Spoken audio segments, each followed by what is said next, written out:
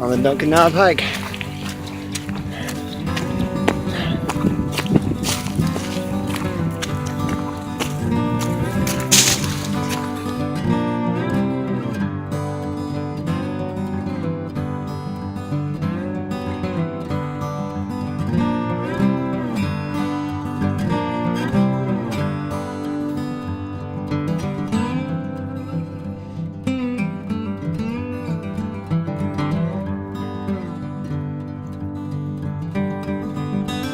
Here's a really cool campsite right off the main trail.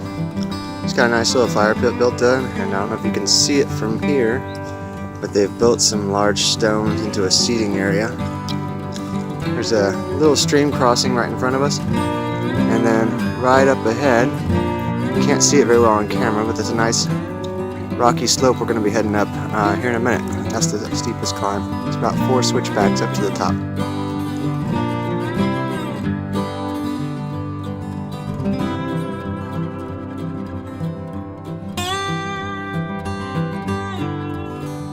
Alright, we're about an hour and 35 minutes in. Reached the top of the switchbacks. We still got some climbing to do to reach the top, but the switchback section is done now. There'll be some really cool campsites coming up right ahead of us. There's another campsite up at the top of the first ridge. At the top of the switchbacks, there's a fire pit built up, little seating area. It's really flat up here at the top, so there's lots of room to lay out a tent. Not too many risk of branches falling in this area either. And we can see over the other side now. We're going to start hiking up to the rock scramble, which you can't see through the trees, but it's right in front of us.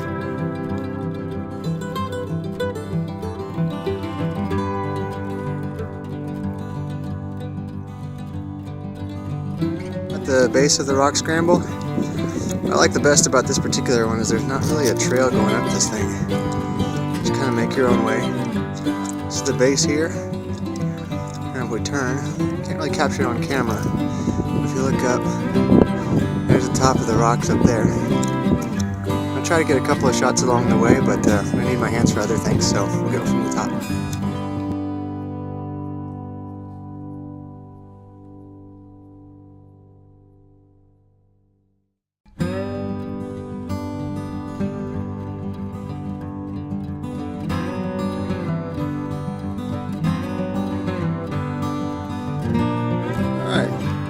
The top of the rock scramble and the highest point of elevation on this hike.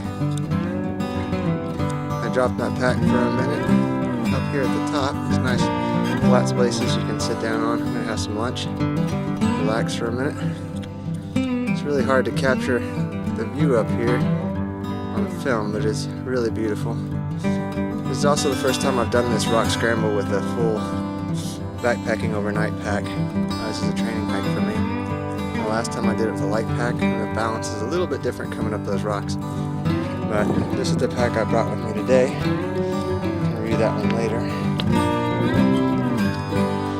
Also note for anybody who decides to come up here, it is always windy up here at the top, and so it's always advisable to bring a light jacket or a windbreaker with you, no matter how much you're sweating on the way up.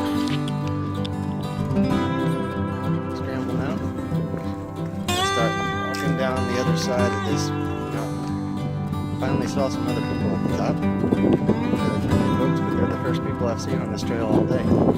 As for solitude, I'd give this hike 10 out of 10. Much different than Old Rag. The way down is not quite as interesting as the way back up, but take some photos along the way. I'll see you in a few miles.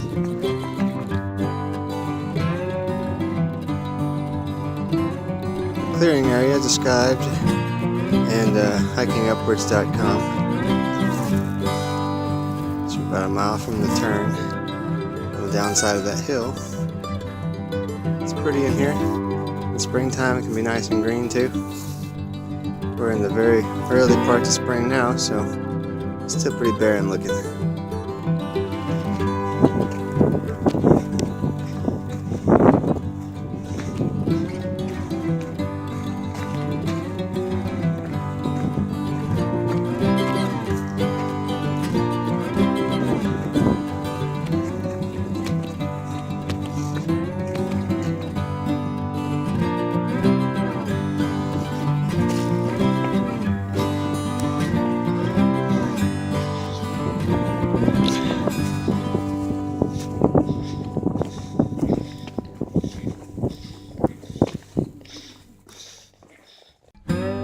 find on the trail on the way down. Looks like most people just got a late start.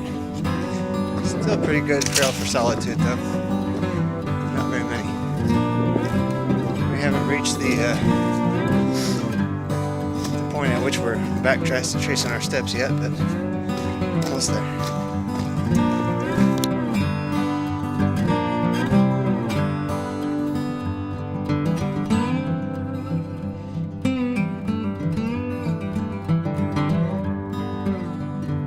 Made it back, finished the Duncan Knob Hollow hike. Took me about 5.5 hours. So on this one, the time on uphill isn't that far off. So I stopped for a little while up at the top. All inclusive was about 5.5 hours. Took me about 1.5 liters of water.